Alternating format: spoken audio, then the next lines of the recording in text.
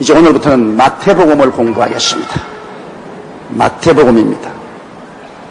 여러분, 이 마태복음은 예수님의 12제자 중에 한 사람인 마태가 기록한 것인데요. 신약 성경에 마태복음이 제일 먼저 있다고 해서 제일 먼저 기록된 것은 아닙니다. 제일 먼저 기록된 신약 성경은 마가복음입니다. 그런데 마태복음은 세리이던 마태가 하나님의 제자가 되고 난 다음에 주 60년에 그가 시리아의 안디옥에서 이 편지를 적었습니다. 그런데 이 마태복음을 왜 적었냐면 하나님의 말씀을 알고 예언을 잘하는 유대인들 중에서 믿음이 약한 자나 혹은 또 예수 그리스도를 믿지 않고 반대하는 자들에게 예수님은 바로 메시아시고 만왕의 왕 만주의 주가 되시고 구주이신 것을 증명하기 위해서 마태는 이 마태복음을 기록했습니다. 그러므로 마태복음은 성경을 잘 알고 예언을 잘 아는 사람들에게 예수님을 메시아로 왕으로 전가하기 위해서 기록된 것입니다. 그렇기 때문에 우리가 이 마태복음을 보면 구약 성경을 많이 인용을 합니다. 그리고 늘 예수님이 왕 되시고 메시아 되심을 증명하려고 무척 애를 쓴 것을 볼 수 있는 것입니다. 그러면 우리 마태복음 1장 1절을 한번 읽으십시다. 아브라함과 다윗의 자손 예수 그리스도의 세계라. 왜 예수 그리스도를 말할 때 아브라함과 다윗의 자손이라고 말했습니다. 이것이 벌써 처음 출발부터 아브라함은 이스라엘의 조상 아닙니까? 그런데 하나님께서 아브라함에게 약속하시기를 그 시에서 메시아가 나올 것이라고 하셨습니다. 그리고 또 하나님께서는 다윗을 세우셔서 장차 만왕의 왕 만주의 주로 오셔서 구원을 하실 분은 다윗의 혈통에서 날 것이라고 말하셨습니다.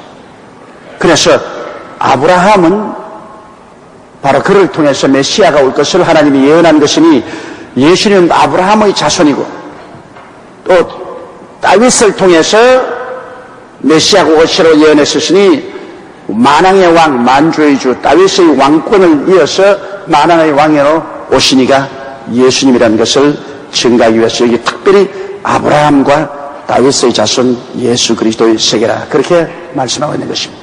이러므로 다윗이 여기 마태가 증명하신 것은 예수는 그냥 우연히 왔다가 메시아가 된 것이 아니라 뿌리가 있다. 뿌리가 있다. 하나님이 약속하신 긴 뿌리를 통해서 그 결과로 예수님이 오늘날 구주로 증명됐다는 것입니다. 이것이 여러분 오늘날 이단 사설과 예수님과 다른 점이 있습니다. 이단 사설은 뿌리가 없습니다. 이단 사설은 갑자기 자기가 하나님의 계시를 받았다, 천사를 만났다, 그래서 자기를 특별한 메신저로 구주로 세웠다 그렇게 말하는데 예수님은 일시적으로 그렇게 된 것도 아닙니다. 예수님의 뿌리는 바로 창세기 아담과 하와의 타락 때부터 벌써 그 뿌리가 내립니다. 하와에게 주님이 말씀하기를 여자의 후손이 뱀의 머리를 깨뜨릴 것이라. 남자의 후손 아닙니다. 남자 없는 여자의 후손이 뱀의 머리를 깨뜨릴 것이라. 그때 벌써 동정녀를 통해서 예수님이 태어나셔서 뱀의 머리 즉 사탄의 머리를 깨뜨리라고 예언을 하시고 그 예언이 줄기차게 구약 성경 전체를 통해서 뻗어나온 것입니다. 적극적으로 하나님이 예언한 것이 아브라함에게 내 씨에서 날짜가 온 천하 만국의 축복이 될 것이라고 말했고 그 다음 다윗은 다윗의 뿌리에서 구세주가 나타날 것이라고 예언을 한 것입니다. 그러므로 그리스도의 뿌리는 아담과 하와 때부터 예언되었으며 아브라함의 그 뿌리가 있고 또 다윗의 그 뿌리가 있고 긴 세월을 통하여 예수님이 오실 것을 예언하셨고 그 예언의 결과로서 예수님께서 태어나셨기 때문에 여러분 우리 믿는 메시아 예수 그리스도는 순식간에 만들어진 구주가 아닙니다. 수천 년의 세월을 통하여 예언된 결과로서 이루어진 것이기 때문에 천하 인간에게 구원받을 만한 다른 이름을 주시니까 절대로 없습니다. 요사이 소위 말하는 계시를 받아서 순식간에 조작된 그런 메시아라는 사람들이 말을 따라가시는 절대로 안 됩니다. 예수님께서도 친히 말씀하시길 내가 곧 길이요 진리요 생명이니 나로 말미암지 않고는 아버지께로 올 자가 없다고 말했던 거죠. 예수님을 통하지 않고는 아버지께로 올 자가 없습니다. 예수님이야말로 하나님이 육신을 쓰고 우리 가운데 오셔서 우리가 보고 듣고 냄새 맡고 맛보고 손으로 만져볼 수 있는 그런 하나님으로 오신 것입니다. 그러므로 하나님이 예수 그리스도를 통해서 우리에게 당신 자신을 나타내 주신 것입니다. 그렇지 않으면 우주와 만물을 지은 하나님, 저 허공 중에 무한한 하나님을 아무리 찾아도 어디서 찾습니까? 그러나 그 하나님이 이 지상에 예수님을 통해서 찾아오신 사실이 있습니다. 그게 바로 우리 주 예수님인 것입니다. 그럼 예수님을 본 자는 바로 하나님을 본 자인 것입니다. 하나님은 바로 예수님과 꼭 같습니다. 예수님은 하나님과 꼭 같습니다. 예수님과 아버지는 하나이신 것입니다. 그러므로 우리는 이제 하나님을 보았고 하나님을 들었고 하나님을 만졌고 하나님을 체험했습니다. 예수님 안에서 우리는 하나님을 체험한 것입니다. 그렇기 때문에 우리의 구주 되신 예수님, 이분만이 참 하나님이요 참 구세주가 되시는 것입니다.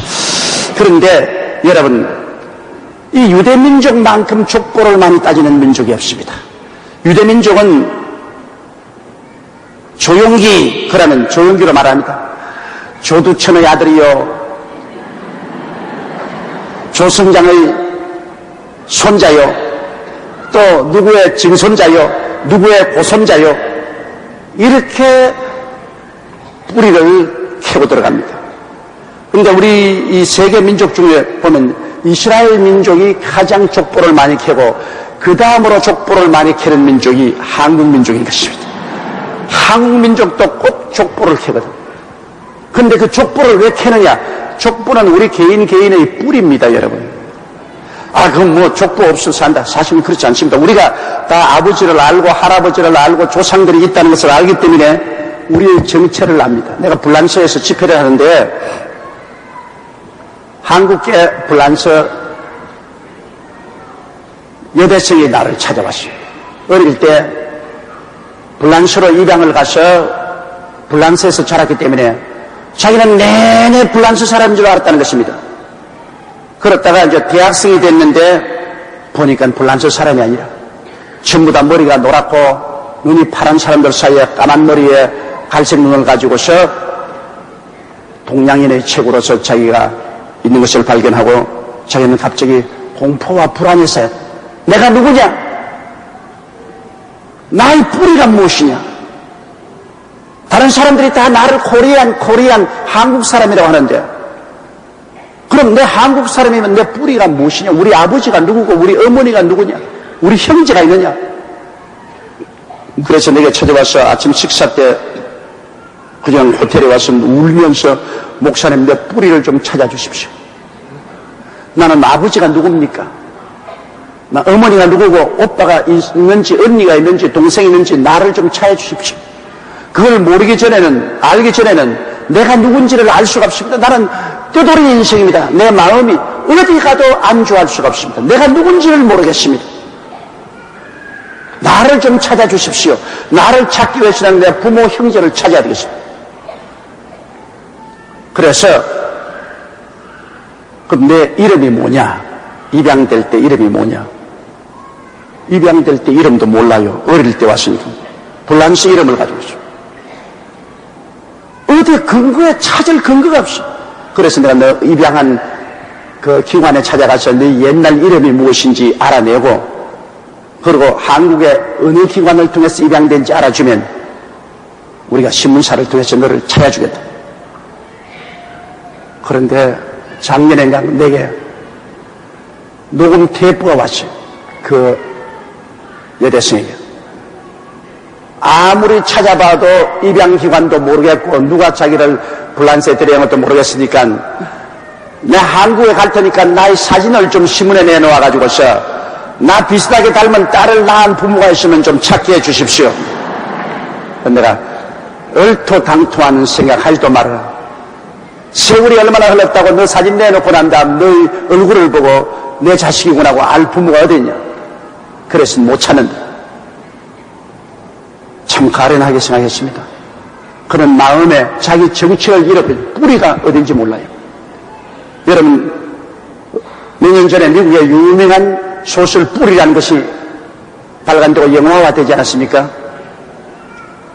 쿤타 킨텐강 그 흑인이 미국에서 자기의 조상과 뿌리를 찾기 위해서 아프리카로 건너가서 자기 조상이 노예로 잡혀오기 전에 뿌리가 된 지를 그거를 찾은 그 소설이었었습니다. 그러므로 사람들은 여러분 모두 다 자기 정체를 알기 위해서는 자기 뿌리를 알아야 돼요. 그래서 오늘날 족보를 따지는 것 여러분 나쁘지 않습니다. 족보를 확실히 알면 자기 뿌리를 확실히 압니다. 그리고 또 족보는 여러분 혈통을 말하지 않습니까?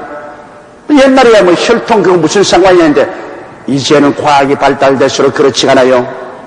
여러분 사람의 혈통에는 유전인자인 DNA라고 있습니다.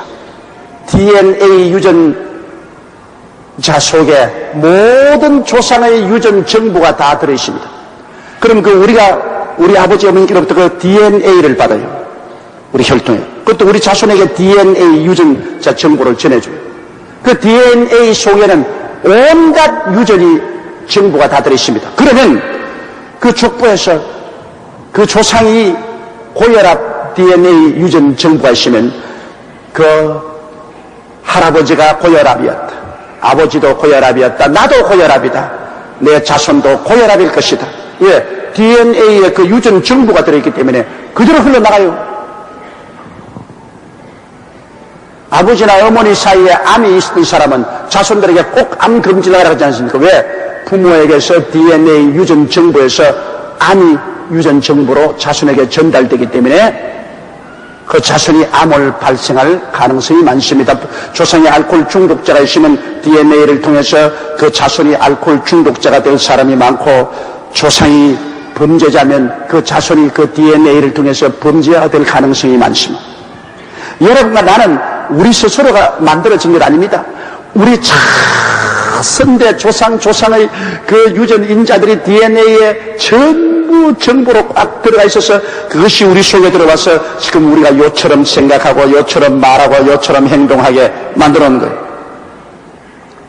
그렇기 때문에 뿌리를 안다는 것 굉장히 중요합니다. 시집 장가 갈 때 막 까짓거도 우리 서로 사랑하면 되지. 조상이야 문둥이든 뭐든 상관할 건 뭐냐. 그냥 우리가 그냥 서로 사랑하면 된다. 그렇게 쉽지가 않습니다. 살아보면 그 조상들이 나타나기 시작하는 거예요. 그 아내에게서도 조상이 나타나고 남편에게도 조상이 나타나고 그 조상들의 유전이 나타나서 서로 부딪히는데 이게 기가 막힌 일인 것입니다. 이러므로 종자를 잘 선택을 해야 돼요. 그래서 이 유전 정보를 얻는 것이 바로 이 족보입니다.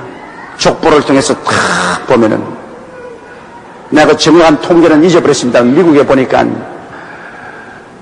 대통령으로부터 시작해서 훌륭한 장관이 된 사람들 중에 자녀들이 거의 목사, 장로 자녀들이고, 그 다음에 깡패가 되고 살인자가 되고 흉악범이 된 사람들은 거의 조상이 역시 깡패고 흉악범이었는 통계를 내놓은 것을 내가 보았었습니다.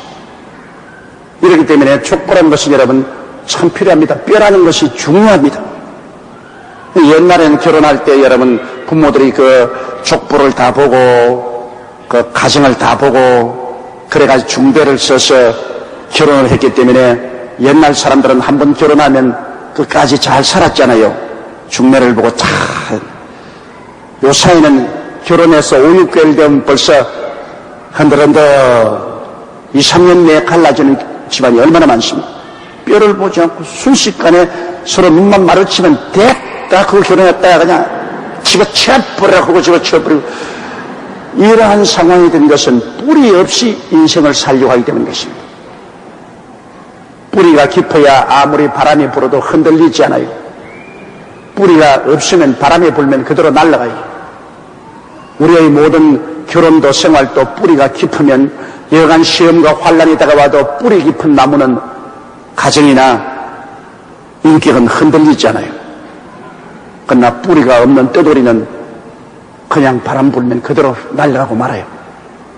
이래서 이 족보를 깊이 따지는 것 필요한 겁니다. 이스라엘 민족하고 한국 민족은 특별히 족보를 많이 따지는데, 이제 여기 보면은 아브라함으로부터 시작해서 다윗 왕까지 14대, 또 다윗 왕으로부터 시작해서 바벨론으로 잡혀갈 때까지 14대, 또 바벨론에서 이간 후 다시 마리아의 남편인 요셉을 낳기까지가 14대, 이 14대를 딱 맞춰가지고서 여기에 기록해 놓았었습니다. 정확하게 14대가 안 되는데 14대를 그냥 맞춰놨어요. 그렇게 마태가. 어떤 것은 족보를 한 두세 개 뛰어넘어가지고 14대를 맞춰놨습니다. 족보를 일일이 설명할 수 없기 때문에 우리 다 한번 계속해서 어디까지 읽어 나가느냐 하면은 17절까지 우리 함께 읽어 나가십시다. 2절부터요. 아브라함이 이삭을 낳고 이삭이 야곱을 낳고 야곱은 유다와 그 형제를 낳고 유다와 다말에서 베레스와 세레를 낳고 세레스는 헬스론을 낳고 헬스론은 람을 낳고 람은 아미다마를 낳고 아미다마는 나순을 낳고 나순은 살몬을 낳고 살몬은 다합에서 보아스를 낳고 보아스는 루스에서 오벳을 낳고 오벳은 이스를 낳고 이스는 다윗 왕을 낳으니라. 와, 또 낳기도 많이 낳았다. 그래가 14대, 아브라함부터 다윗 왕까지 14대. 그 왜냐하면 예수님께서 반드시 아브라함의 혈통에서 태어나고 다윗의 혈통에서 태어나야 메시아라는 것을 유대인들에게 증명하기 때문인 것입니다. 유대인들은 다 다가올 메시아는 아브라함의 자손이요 다윗의 자손으로 온다는 것을 알고 있었기 때문에 예수님의 족보가 거기에 맞아떨어진다는 것을 여기 증명하는 것입니다. 그러면 또 6절요. 이새는 다윗 왕을 낳으니라. 다윗은 우리아의 아내에서 솔로몬을 낳고 솔로몬은 르호보암을 낳고 르호보암은 아비야를 낳고 아비야는 아사를 낳고 아사는 여호사밧을 낳고 여호사밧은 요람을 낳고 요람은 우시야를 낳고 우시야는 요담을 낳고 요담은 아하스를 낳고 아하스는 히스기야를 낳고 히스기야는 므낫세를 낳고 므낫세는 암몬을 낳고 암몬은 요시야를 낳고 바벨론으로 이가할 때 요시야는 여고냐와 그 형제를 낳으니라. 여러분 성경을 읽어보면 사람의 일생일대가 처음부터 끝까지 다 이렇게 나와 있어요. 우리는 지금 살고 있으니까 우리의 끝날이 아직까지도 새까맣게 먼 것 같이 느껴지지만은 이게 낳고 읽어보십시오. 낳을 때는 어린애기 아닙니까? 그러나 늙어서 또 죽고 또 다음 세대가 어린아이로 나와서 또 죽고 한 세대는 가고 한 세대는 오고 땅은 여전히 있습니다. 그러므로 이 지구가 생긴 이후로 얼마나 많은 사람들이 태어나서 죽고 또 태어나서 죽었다는 사실을 우리가 알 수 있는 것입니다. 그러므로 인생은 안개와 같이 떴다가 사라지는 것이 인생이라는 것을 여기 다시 한번 우리가 뼈저리게 느낄 수가 있습니다. 이들의 삶 속에 희노애락이 다 있었지 않겠습니까? 그러나 그 희노애락은 지금 여기에는 기록되어 있지 않습니다. 그저 태어났다가 죽었다. 그것밖에 없어요. 태어났다가 죽더라. 이러므로 장차 묘비를 세우거든 묘비에서 뭐라고 적었느냐. 태어나서 먹다가 죽었다. 그렇게 하면 그 일생이 다 되는 것입니다. 그 가운데 있는 모든 슬프고 기쁘고 좋았고 안 좋았고 하는 그것은 다 안개와 구름같이 사라져버리고 없는 것입니다. 태어났다가 죽었다. 태어났다가 죽었다. 그것입니다. 12절요. 바벨론으로 이간 후 여고냐는 스알디엘을 낳고 스알디엘은 스룹바벨을 낳고 스룹바벨은 아비우스를 낳고 아비우스는 엘리야김을 낳고 엘리야김은 아소르를 낳고 아소르는 사독을 낳고 사독은 아킴을 낳고 아킴은 엘리우스를 낳고 엘리우스는 엘라사를 낳고 엘라사는 마탄을 낳고 마탄은 야곱을 낳고 야곱은 마리아의 남편 요셉을 낳았으니 마리아에게서 그리스도라 칭하는 예수가 나니라.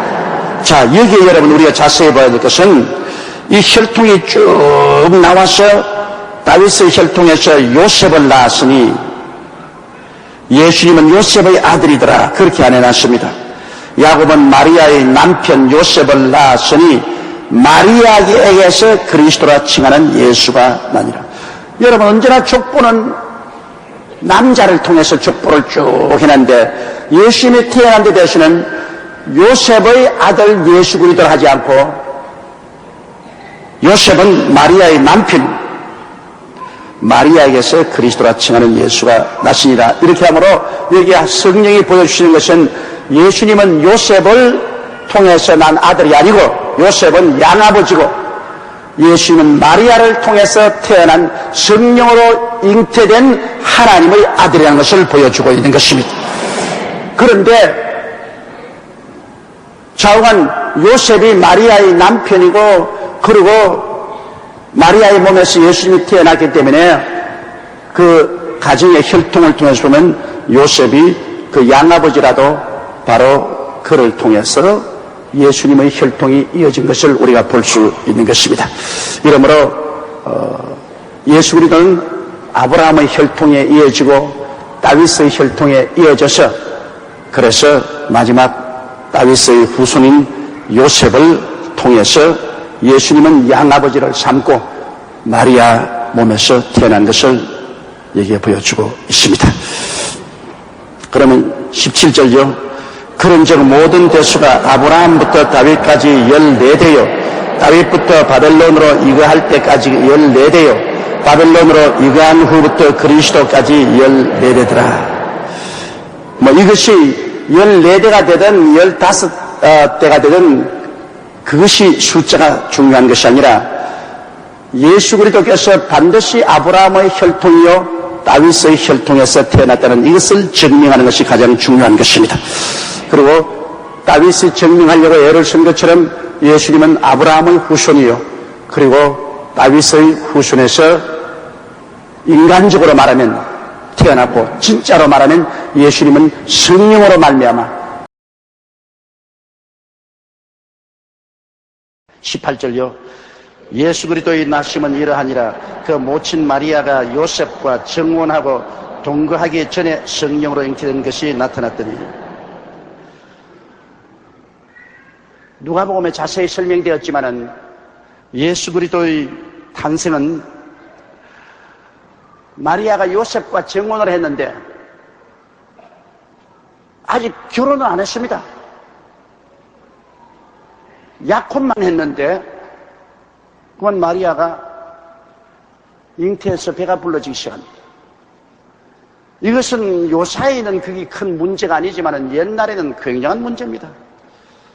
요사이는 속도 위반한 사람이 굉장히 많아서 교통 정리하기가 곤란하겠지만 옛날에는 이렇게 되면 이거 보통 문제가 아닙니다. 우리 한국에도 보통 문제가 아니지만 유대 나라에는 돌로 쳐 죽입니다. 그렇지 않으면 불로 태워 죽입니다.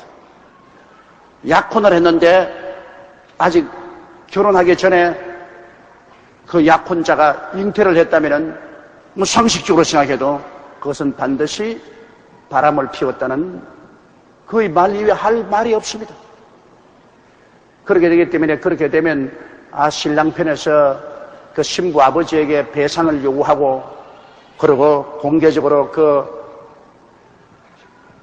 신부는 끌어내어서 사람들 보는 앞에서 장작 불에 태워서 죽입니다. 그런 아주 굉장히 엄한 형벌이었습니다. 그러니까 마리아가 천사의 음성을 듣고 주의 종인이 마음대로 하시옵소서 해서 그리스도를 잉태하게 될 때 그 마음의 각오는 보통 각오가 아니었었어요. 죽음을 각오한 겁니다. 왜냐하면 결혼하지 않았는데 어린애기를 잉태했으니 그건 죽어야 마땅하죠. 물론 하나님이 그를 지켜줄 것을 알았겠지만 그러나 굉장한 결단력과 헌신이 아니면 이런 결정을 내릴 수가 없는 것입니다. 그런데 이 구약에서는 여러분 약혼을 결혼과 꼭 같이 취급을 합니다. 이미 약혼하면 남자가 그 약혼한 여자를 내 아내라고 부르고 있습니다. 그러므로 약혼과 결혼은 굉장히 엄합니다. 약혼했으면 반드시 결혼하는 겁니다. 그럴 정도로 엄한 규정입니다. 이러는데 그 모친 마리아가 요셉과 정혼하고 동거하기 전에 성령으로 잉태된 것이 나타났으니, 자, 성령으로 잉태를 한다. 그거 참 가능한가? 제가 이 성령 잉태 때문에 옛날에 굉장히 싸운 적이 있습니다.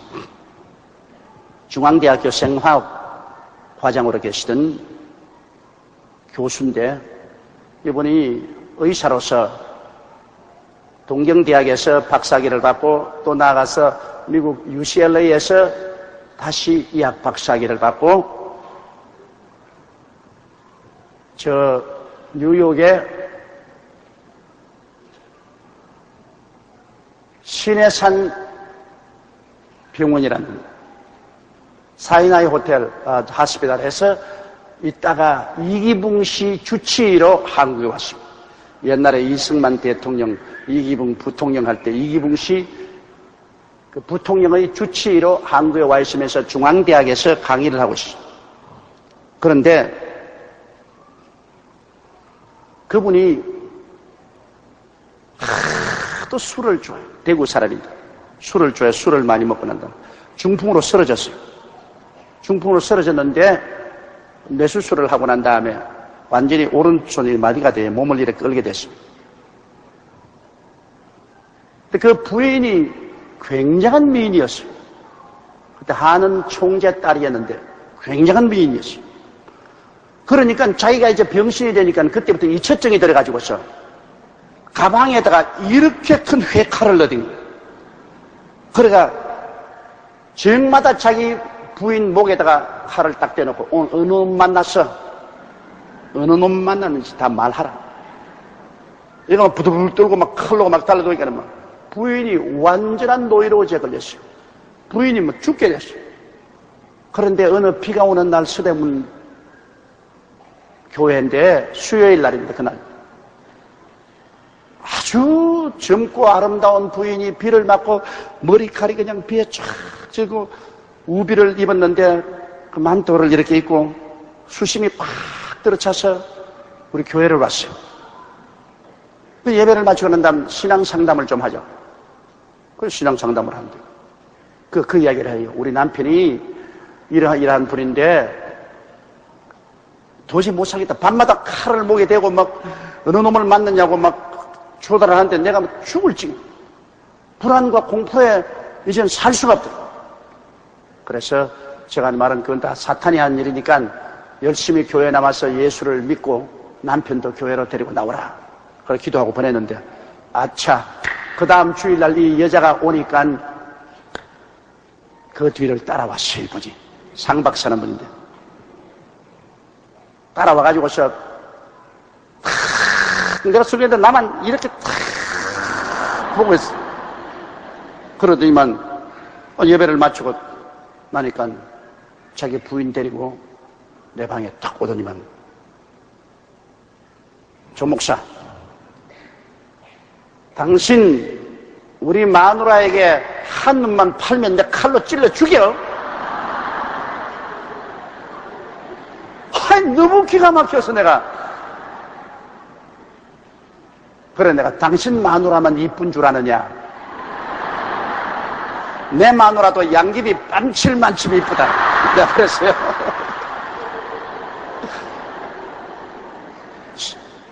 대학 교수가 된 사람이 무슨 그런 아주 저질적인 이야기하니까 잔소리 마라. 자관 설교할 때 우리 마누라만 쳐다보면 나 가만 안 둔다. 그래요. 안 쳐다볼 테니까 그렇게 알아. 그때부터 언제나 그 남자 앉는 좌석에 자기 부인을 끌고 와서 같이 앉는데 부인이 나오니까 따라 나오는데 내가 설교할 때 늘 이리만 보고 설교. 이래 봤더니 팍 멀리게 돼. 또 그 사람에게 또 고통당할까 싶었어. 그래서 교회를 한 6개월쯤 남았는데 그 부인은 막 완전히 구원을 받고 성령 받고 변화받아서 막 하나님 은혜로 충만한데 이 사람은 완전히 생짜요. 그래 한 6달쯤 돼 내 사무실에 오더니만 가방을 등 내려놓고 조 목사 그런 거짓말 하지 말고 올바른 직업 얻어서 정직하게 밥벌이 해 먹어요. 하나님이 어디 있어? 안 보이는데. 그리고 예수님이 동정녀에 태어났다는데 내가 의사 아니요. 난 박사학위를 2개나 가졌고 내가 생화학자인데 세상에 아버지 없이 그래 자식이 난 법이 어디 있어? 그런 무식한 소리를 하고 이 무식한 대중을 꿰가지고서 헌금 받아 먹고 사는 그러한 비참한 생활하지 말라고. 직장이 필요하면 내가 직장 하나 만들어 줄 테니까. 그때도 내 머리가 벗어진가 봐. 자기 하는 말이 당신 설교 때 머리가 푸착푸착 하고 빛나는 거 보니까 머리가 나쁜 사람 같지는 않은데 왜 그 병신 같은 거짓말을 하고서 먹고 사느냐. 그래서 날 보고 불쌍해. 왜 나도 너무너무 기가 막히고 눈이 있어도 보지 못하고 귀가 있어도 듣지 못하고 마음이 있어도 깨닫지 못하게 나고 또 불쌍해. 둘이가 손을 가지고 불쌍해. 자기가 나보고 불쌍하다 그럼 난 또 불쌍해. 손톱도 안 들어요. 나 그렇게 완악한 사람 처음 봤어요. 그래서 난 그 사람 관심 없어요. 그런데 크리스마스 때가 되는데 크리스마스 날은 이제 진짜로 동정녀 마리아에 태어난 예수 그리스도를 전도하지 않습니까? 그러니까 그 사람이 또 와서 앉아있어요. 그래 내가 이제 또 날 보고 불쌍하다고 하겠구나. 저 사람 뭐 전혀 이건 안 믿을 테니까. 근데 설교 중간쯤 됐는데 이 사람이 손수건을 내가 이 왼쪽 손으로 손수건을 내가 이렇게 하면서 눈물을 자꾸 닦아요. 그래서 부인하고 싸웠구나. 그 사람 부인하고 싸우면 운다고. 다른 때는 안 울어도. 자꾸 울더라고. 그런데 예배를 마치고 나니까 또 사무실에 또 차에 들어왔어요. 그래 상 박사 왜 크리스마스 때 부인하고 싸우니까 안 싸웠어. 그럼 왜 울었어? 당신이 날 울렸잖아. 내가 언제 당신을 울렸어? 그러니까 나 이제 미쳐버렸어. 우리 마누라 지키려고 여기에 1년을 왔다가 당신 바보 같은 말을 자꾸 들어가지고서 이제 쇠뇌가 되어버렸어.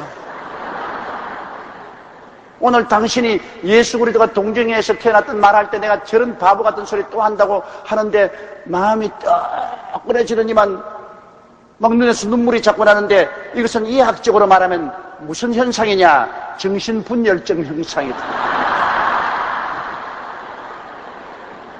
내가 당신에게 와서 자꾸 바보 같은 소리를 들었다가 오늘 정신분열증 현상이 생겨가지고서 내 마음이 그냥 이상하게 뜨거워지면서 눈물이 자꾸 나지 않아 그래요. 그래서 내가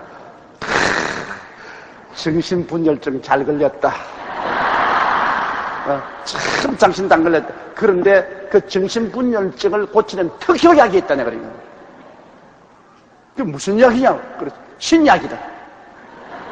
당신 신약 성경 가지고서 마태복음부터 요한계시록까지를 한번 쫙 읽으면은 그 정신분열증이 깨끗이 낫는다. 그게 사람이 단순한 사람이에요. 저 삼각산 밑에 집이 있었는데 그래 하루는 자기 집에 대접한다고 오라게 그 최자실 목사님하고 나오고 하니까 음식을 잘 해놓고 난 다음에 나보고 막 이건 바로 웃으면서 이 무슨 경상도 사투리로 신약 성경을 들고 다 읽었다고. 신약 다 읽었다고. 그래 그 신약 다 읽고 어떻게 되니까 예수님이 하나님의 아들인 것이 틀림없다고.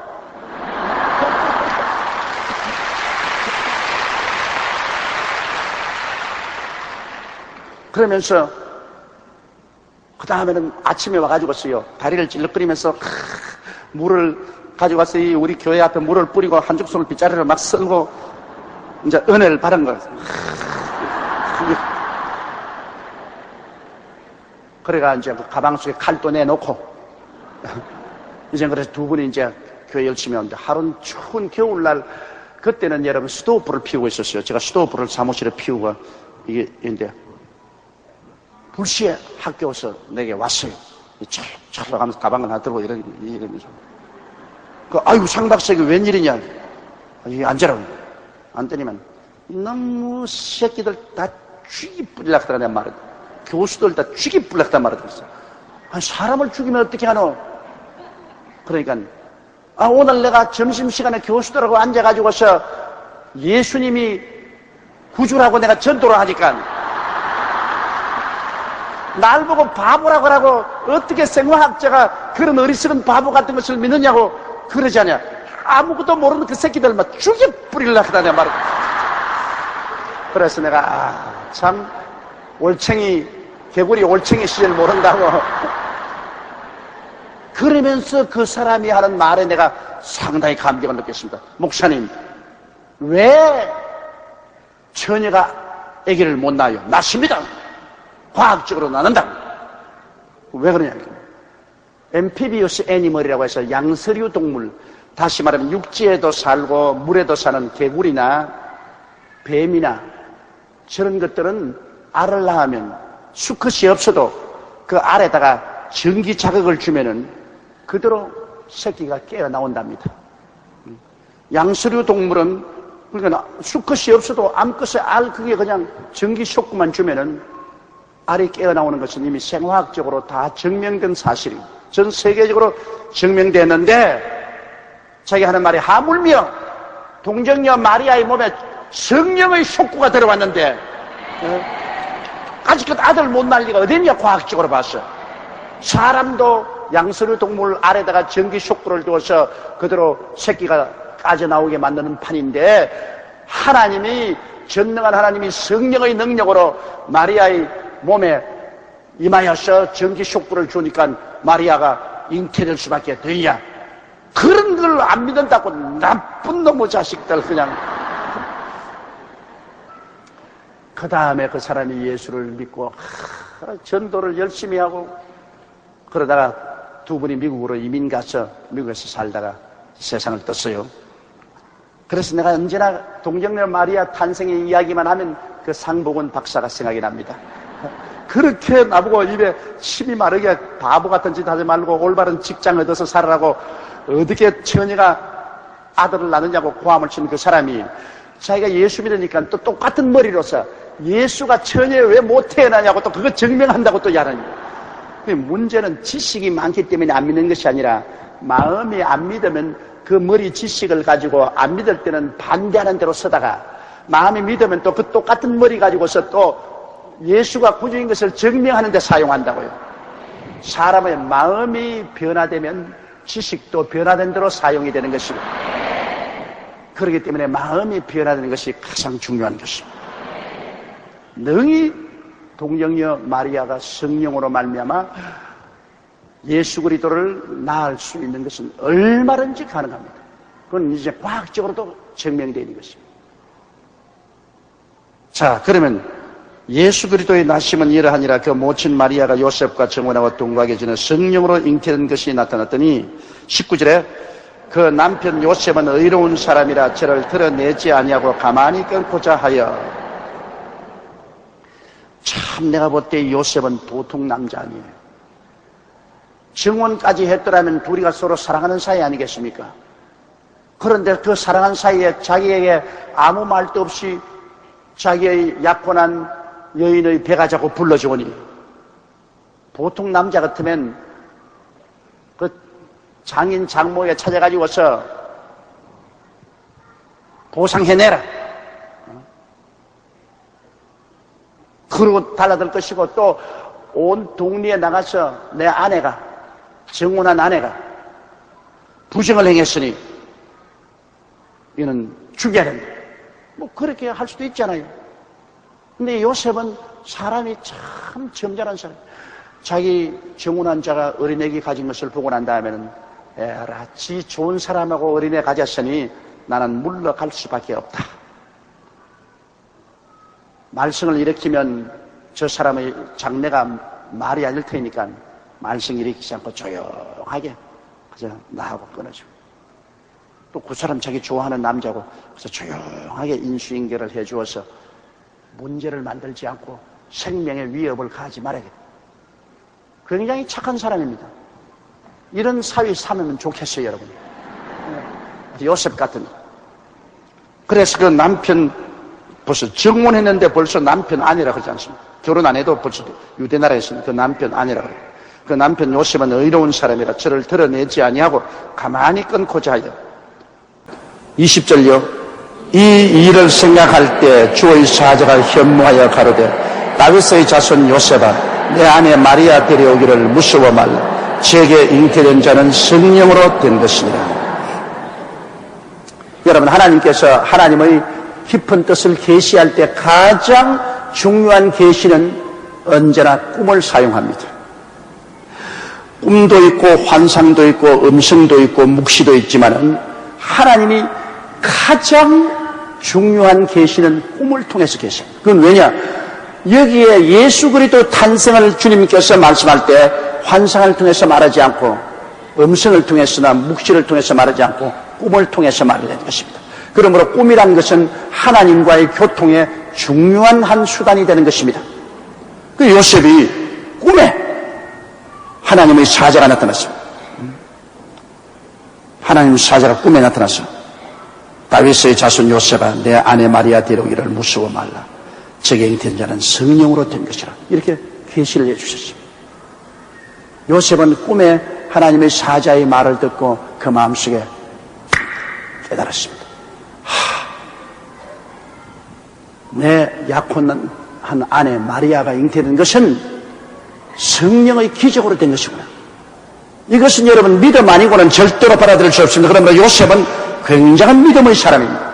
야, 하나님의 성령으로 기적이 일어나서 내 아내가 잉태되구나. 기적. 그거 하나님께서 꿈으로 계시해 주셨어요. 오늘날 또 하나님께서 가장 중요한 사실을 계시하려고 작정하실 때는 하나님은 꿈을 사용하십니다. 꿈이 가장 하나님이 확실한 계시의 방법인 것입니다. 그 다음에 환상도 있고, 그 다음 묵시도 있고, 음성도 있습니다. 여러분 가운데도 하나님이 꿈으로 계시를 분명히 해주는 사람들이 많이 있을 것입니다. 근데 저는 별로 꿈으로 계시를 안 해주셔요. 나는 꿈에 계시 받으려고 하면 영당 없이 개꿈을 꾸고 말아요. 나는 하나님께 기도하면 언제나 하나님의 마음속에 일어나는 소원을 통해서 하나님의 생각이 내 마음 생각 속에 들어와서 그래서 하나님이 가라 가지 마라 오른편 왼편으로 기도할 때 일어나는 소원과 생각을 통해서 그렇게 인도를 하고, 꿈은 다른 사람이 날 대신 꾸어줘요. 내가 안 꾸는데 다른 사람이 내 꿈을 꾸어 내게 와가지고서 아이고 목사님 꿈에 목사님이 이걸 합디다 저걸 합디다 내 대신 꾸어줘서 이야기한 사람이 참 많아요. 여러분도 내 대신 꿈을 꾸어서 계시를 바꿔달라고 내게 직접 못 만나면 편지라도 내주십시오. 내가 여러분 계시 좀 받아서 보게. 우리 예수 믿는 사람은 꿈을 정 무시할 수도 없고 또 정 꿈을 다 믿어도 안 돼요. 꿈 중에도 개꿈도 굉장히 많아요. 그러나 그 가운데 하나님 성령이 주시는 꿈은 평생토록 잊지를 않아요. 개꿈은 자고 나면 잊어버려요. 그런데 성령이 우리에게 주는 꿈은 마음에 인치듯이 그 마음에 인치해서 그 평생을 잊어버리잖아요. 늘 그 꿈이 마음속에 있어요. 그렇기 때문에 하나님이 중요한 것을 계시할 때 느부갓네살 왕에게도 꿈으로 계시해 주었죠. 구라파 역사 전체를 꿈으로. 바로 왕에게도 애굽의 7년 대풍년과 7년 대흉년이 다가올 것을 꿈으로 보여주셨습니다. 요셉도 꿈으로 그가 국무총리의 것을 보여주셨습니다. 꿈은 하나님이 사용하는 계시의 중대한 수단입니다. 그러므로 여러분이 중대한 일을 만나서 하나님께 인도를 받기 위해서 많이 기도하고 마음을 정하게 하고 주님을 기다리면 주님께서 여러분의 기도에 꿈으로 응답해 줄 때가 많이 있습니다. 그런 기대를 가지시기를 바랍니다. 21절요. 아들을 낳으리니 이름을 예수라 하라. 이는 그가 자기 백성을 저희 죄에서 구원할 자이심이라. 아들을 낳으리니 이름을 예수라 하라. 예수란 말은 히브리 원어는 요슈아란 말입니다. 야슈아라는 야슈아, 즉 구원자라. 구원을. 그래서 성경에 여수아란 말이 바로 예수란 말입니다. 이 헬라어로 발언하면 구원자. 주님께서는 태어나기 전에 이미 하나님이 그 이름을 주신 분이시죠. 태어나기 전에 이미 하나님께서는 그 이름을 예수, 즉 구원자라는 이름을 주신 것입니다. 이 이름이 여러분 굉장히 중요하지 않습니까? 하나님께서는 예수님에게 아무런 이름을 준 것이 아니에요. 태어나기 전에 이미 너는 구원자, 백성을 구원할 자란 야슈아라는 그 이름을 주신 것입니다. 그 야슈아라는 이름, 그 발음이 가장 가까운 나라 중에 하나가 우리 한국 사람입니다. 우리 예수, 야슈아 맞죠? 미국 발음은 굉장히 나쁩니다. 야슈아를 지휘자세라고 합니다. 할 수 없이 지휘자세라고 내가 말을 하지만은 너무너무 틀립니다. 그리고 프랑스 말은 자쥐인데 자쥐 너무너무 틀립니다. 우리는 예수, 야슈아, 우리가 가장 발음이 가까운 이름인 것입니다. 우리를 구원할 자. 그러므로 하나님께서는 아브라함도 하나님이 축복을 주신 아브라함, 많은 민족의 조상. 사례도 여주 사라로. 야곱은 사기꾼인데 그 이름은 이스라엘, 하나님과 다투어서 이긴 자, 이스라엘의 이름 바꿔줘. 예수님께서도 당신의 제자들에게 시몬은 반석이란 베드로, 그리고 요한과 야고보는 보아너게, 우리의 자식이라 이름을 바꾸어 주었습니다. 그러므로 우리도 여러분 이름이 되게 나쁜 것은 바꾸는 게 좋아요. 개똥이라는 같은 이름. 세상에 개똥이 뭡니까 이름이? 소똥이면 조례 낫지 개똥이 더 냄새가 나오고.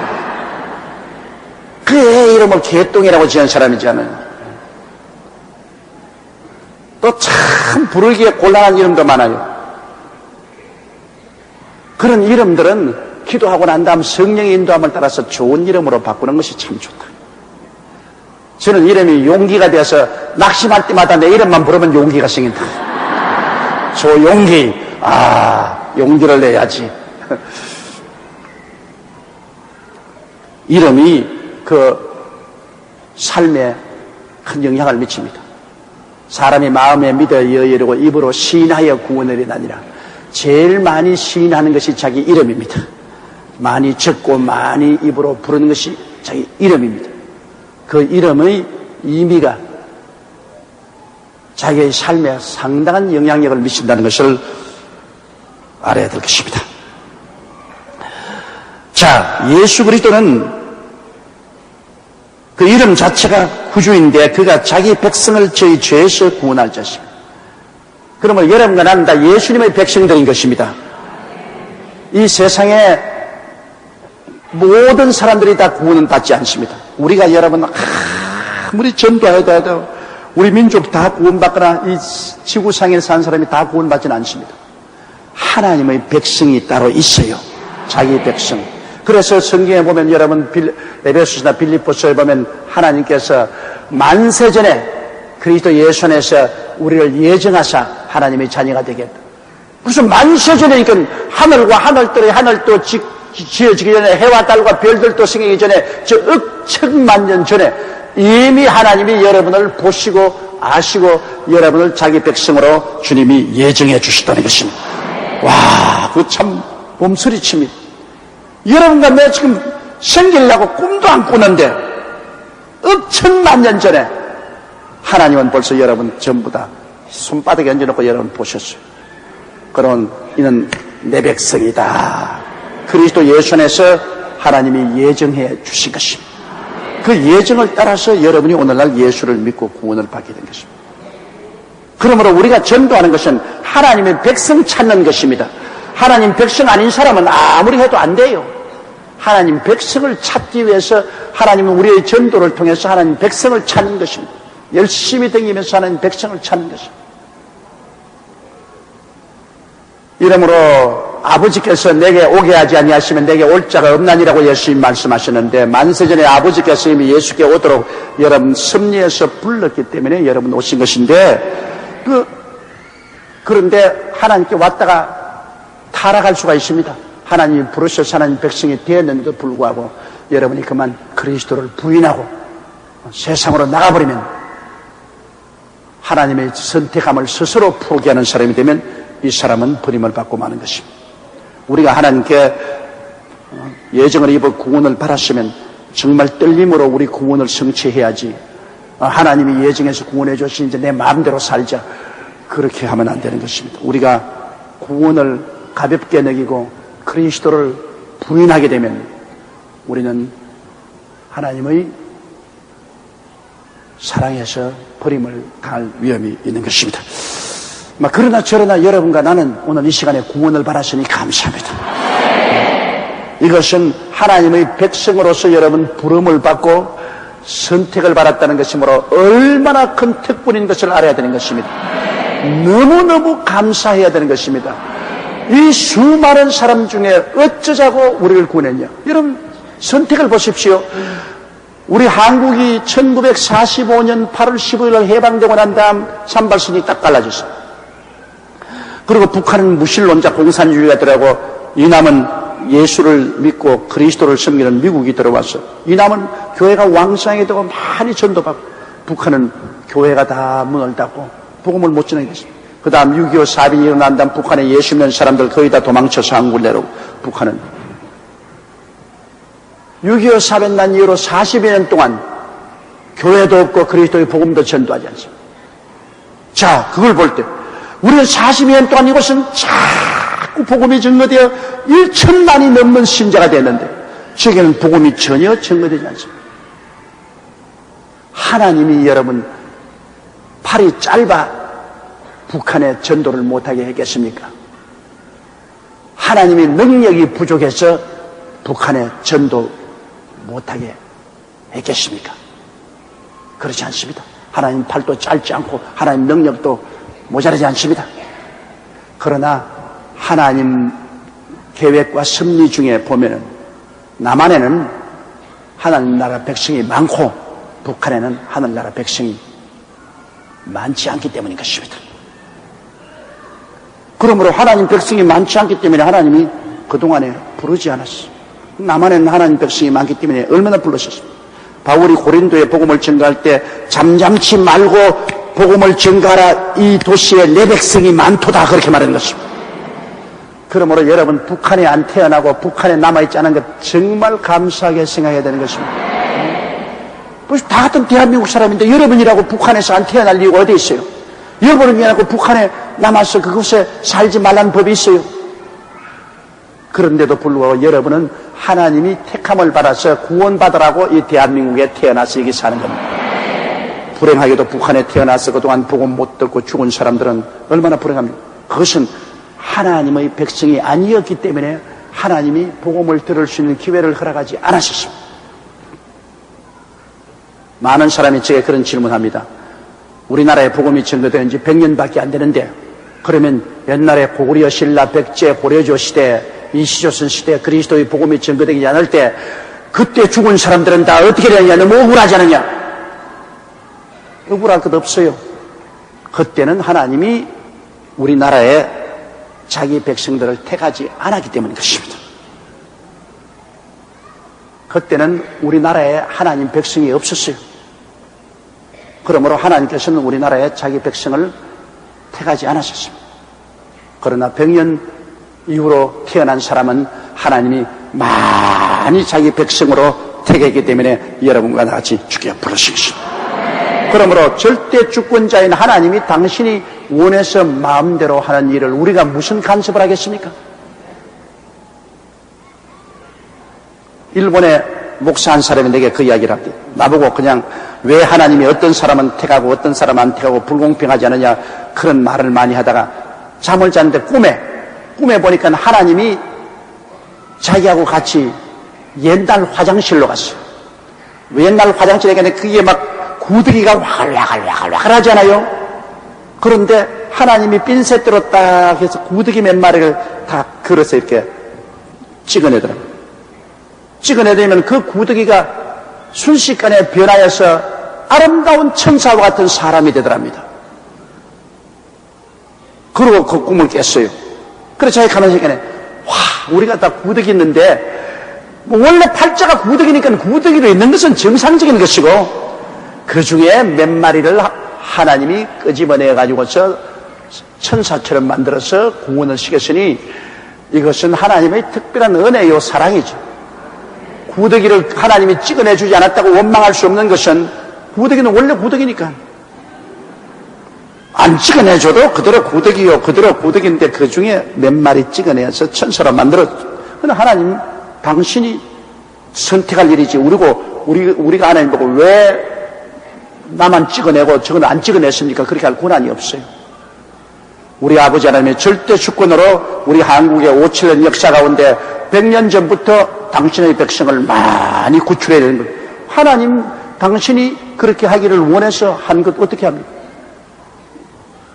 하나님이 부르지 아니하시면 우리 모두 다 근본적으로 원래부터 죽어야 할 몸, 원래부터 우리는 죄인으로서 멸망받아야 마땅한 것이기 때문에 불평할 것 없어요. 원죄와 자범죄로 그대로 내버려놔 다 죽는 것이 우리의 운명인 것입니다. 그 죽을 사람을 주님께서 얼마간 불러서 당신의 백성으로 새하늘과 새 땅과 새 예루살렘에 참여하기 위해서 구원식에 주었으니 그 은혜를 우리는 감사할 따름인 것입니다. 구원 받지 못한 것이 정상적이고 죄를 지은 영혼은 죽으리라. 구원받은 우리는 특별한 은혜인 것입니다. 그러므로 구원받지 않은 사람은 또 특별한 은혜가 뭔지도 모르고 오히려 우리 보고 손가락질합니다. 아유, 저 바보들 저거 정신 나갔지 않았냐, 저 예수 믿고. 구원받지 않은 사람들은 자기가 올바른 삶을 사는 줄 압니다. 자기들이 정상적인 것으로 압니다. 그러나 구원받은 우리는 하나님의 특별한 은혜를 받고 보니 우리가 정상적이고 우리가 참 희망이 있고 소망이 있으라 합니다. 여러분, 그러므로 오늘 이 시간에 알아야 될 것은 우리들은 모두 다 예수 그리스도의 백성이라는 것을 알아야 되는 것입니다. 사탄의 백성이 아니고 예수 그리스도의 백성인 것을 알아야 되는 것입니다. 따라 말씀드립니다. 나는 하나님의 예정을 입어 예수 그리스도의 백성이 되었습니다. 이것을 정말 감사해야 돼요. 그러니 구원받았다는 것이 여간한 일이 아닙니다. 우리의 뿌리가 여러분 1년 전에 구원받았다, 5년 전에 구원받았다, 그것이 아닙니다. 우리의 뿌리가 만세 전에 뻗어 있는 것입니다. 만세 전에 하나님께서 그리스도 예수 안에서 우리를 예정하사 하나님의 자녀가 되게 한 것입니다. 뿌리가 깊어요. 우리가 지금 예수를 구주로 믿는 이 뿌리가 너무나 깊은 것입니다. 이 뿌리가 하나님의 의지에 달려있는 것입니다. 하나님의 결정에 우리의 구원의 뿌리가 뻗어 있는 것입니다. 그러므로 한번 이렇게 구원을 받았으면 좀처럼 하나님이 놓지 않습니다. 하나님이 작정하실 때 하나님이 오늘 아침에 이렇게 했다가 저녁에 또 이렇게 마음을 받고 조삼모사하지 않죠. 일단 하나님의 예정을 입었으면 거의 틀림없이 구원을 받습니다. 그러나 성경에는 하나님께서 끊임없이 타락할 수 있는 위험성도 있다고 경고를 하고 있기 때문에 우리가 타락해서 이 하나님의 놀라운 구원에서 떨어지지 않도록 조심해야 되실 것입니다.